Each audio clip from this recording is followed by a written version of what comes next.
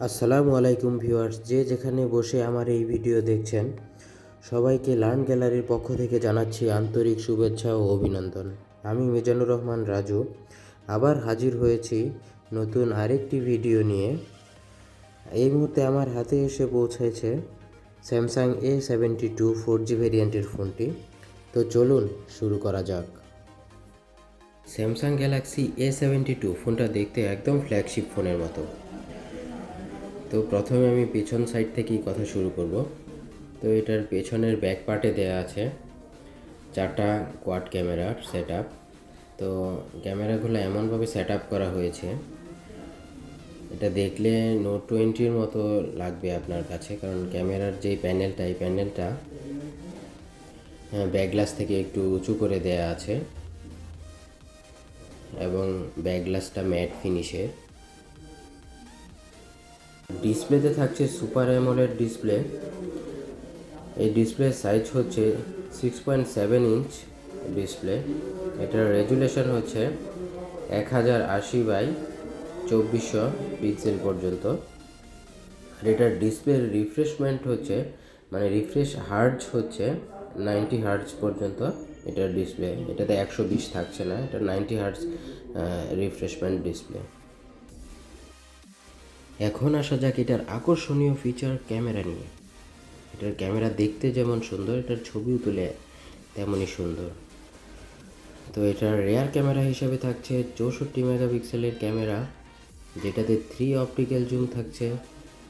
তার সাথে থাকছে 12 মেগাপিক্সেলের আলট্রা ওয়াইড ক্যামেরা। তার সাথে থাকছে 5 মেগাপিক্সেলের মাইক্রো সেন্সর এবং 5 মেগাপিক্সেলের ডেপথ সেন্সর।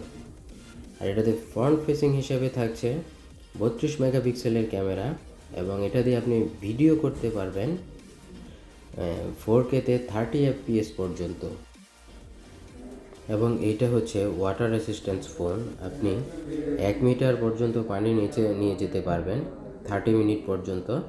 তবে এটা অবশ্যই একদম ক্লিন ওয়াটার, একদম পরিষ্কার পানি। এটাতে সাগরের পানি বা পুকুরের পানি ইউজ করা যাবে না। একদম ক্লিন ওয়াটারে আপনি 30 মিনিটস পর্যন্ত এটাতে পানির নিচে আন্ডার ওয়াটার সুইমিং করতে পারবেন, এতে কোনো সমস্যা হবে না। ব্যাটারি হিসেবে থাকছে 5000 মিলি অ্যাম্পিয়ারের বিগ সাইজের একটা ব্যাটারি, যেটা আপনি অনায়াসে 8 থেকে 9 ঘন্টা হেভি ইউজ করতে পারবেন। আর এটাকে, এই ব্যাটারিটা চার্জ করার জন্য থাকছে 25 ওয়াটের একটা চার্জার, যা দিয়ে আপনি অনায়াসে 1 ঘন্টা 50 মিনিটের মধ্যে ফুল চার্জ করে নিতে পারবেন। আর চিপসেট হিসাবে থাকছে এই ফোনে কোয়ালকম স্ন্যাপড্রাগনের 720G, যেটা 8 ন্যানোমিটার। এই প্রসেসরটা হচ্ছে গেমিং প্রসেসর। এটা দিয়ে আপনি অনায়াসে পাবজি, ফ্রি ফায়ারের মতো বড় বড় সাইজের গেমগুলো একদম ল্যাগিং ফ্রিতে খেলতে পারবেন, যেটা আপনার কোনো প্রবলেমই হবে না। স্টোরেজের দিক থেকে এটা আপনি দুইটা ভেরিয়েন্ট পাবেন। একটা হচ্ছে 6GB 128GB রম, আর এটা হচ্ছে 8GB র্যাম 256GB রম। তো চলুন এখন আমরা মূল পর্বে চলে যাই। তো ফোনটা আমি অলরেডি 5 মিনিট হিট দিয়ে গরম করে নিয়েছি। তো হিট দেওয়ার পর আমি ট্রাই করব নক দিয়ে এটা একটু ফাঁকা করে, তারপর যে কোনো একটা ওপেনার দিয়ে ফোনটা খুলে নিব। তো আমি নক দিয়ে ফাঁকা করার ট্রাই করছি এবং অল্প একটু ফাঁকা হয়ে গেছে। এখন এখানে আমি একটা ওপেনার দিয়ে ট্যাপগুলো কেটে নেব। আস্তে আস্তে ট্যাপগুলো কেটে নেব, যেন কোথাও স্পট না হয় বা ভেতরে কোথাও কোনো কিছু ড্যামেজ হয়ে না যায়, এটা একটু খেয়াল রাখবো। খুব আস্তে করে আঠাগুলা কেটে নেব, ব্যাস। খুব সাবধানে খুলে নিলাম এবং খুব আলতোভাবে। ফোনটা বুঝতেই পারলো না যে আমি এর ব্যাক পার্ট খুলে নিয়েছি। এটার ব্যাক পার্টটা অনেক সুন্দর, ম্যাট একটা ফিনিশ দেয়া আছে।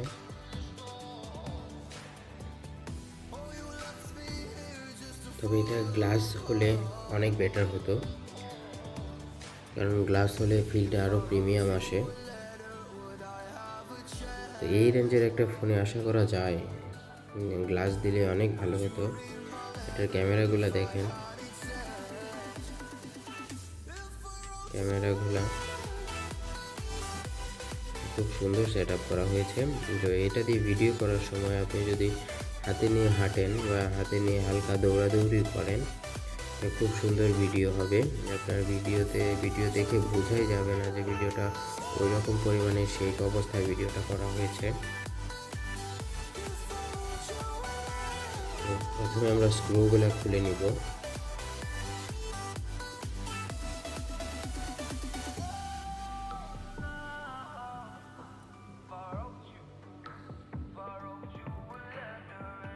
তো স্ক্রু খোলার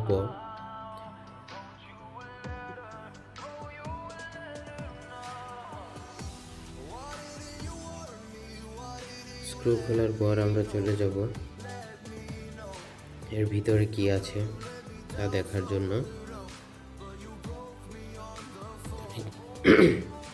নিচের পার্টটা খোলার জন্য আমি টুইজার ব্যবহার করব।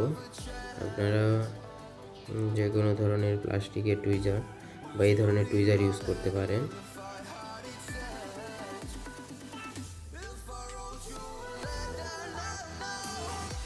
তো এই পার্টে স্পিকার ইউজ করা হয়েছে। তো এটা সাউন্ড অনেক সুন্দর, স্টেরিও সাউন্ড ইউজ করা হয়েছে এটাতে।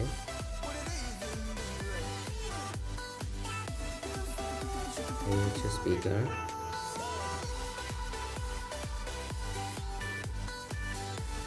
আর এই হচ্ছে লজিক বোর্ড। এখানে একটা স্ক্রু ইউজ করা হয়েছে, সাবধানে স্ক্রুটা আগেই খুলে নিতে হবে। তারপর আমরা কানেক্টরগুলো খুলে নিব।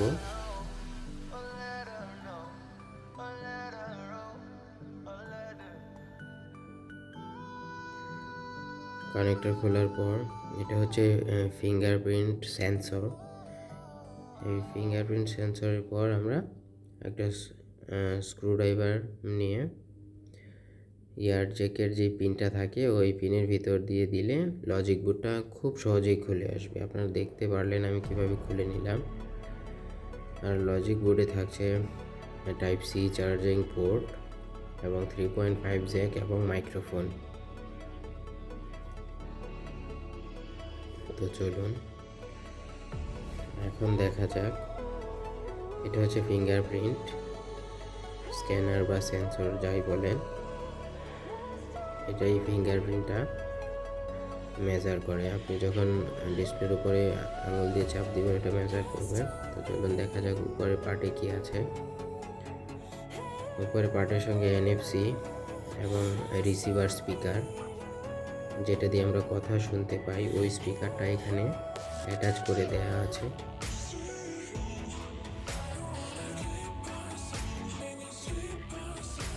এবং মাদারবোর্ডের সাথে যে পিসিবির কানেক্টরটা থাকে লজিক বোর্ডের সাথে এটা খুলে নিলাম। এবং ব্যাটারি কানেক্টরটাও খুলে নিতে হবে। ব্যাটারি কানেক্টর খোলার পর মাদারবোর্ডে একটা স্ক্রু আছে, সেই স্ক্রুটাও খুলে নিতে হবে। স্ক্রু খোলার পর সিম ট্রে বের করে নিতে হবে।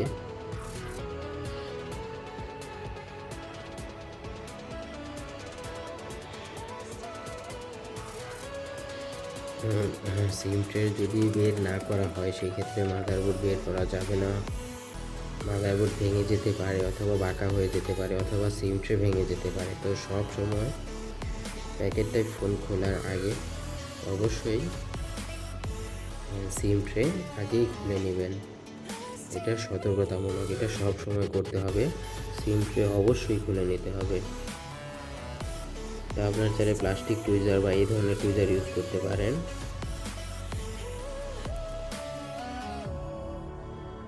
তো মাথায় রাখতে হবে কোনো কম্পোনেন্টে হাত দেওয়া যাবে না।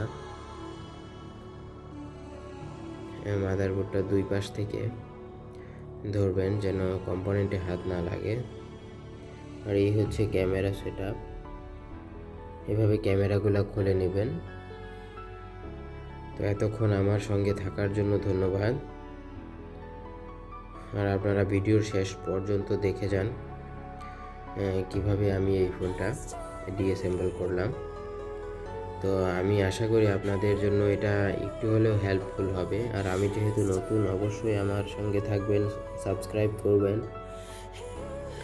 ধন্যবাদ আপনাদের সবাইকে আমার সঙ্গে থাকার জন্য। আসসালামু আলাইকুম। আসার জন্য।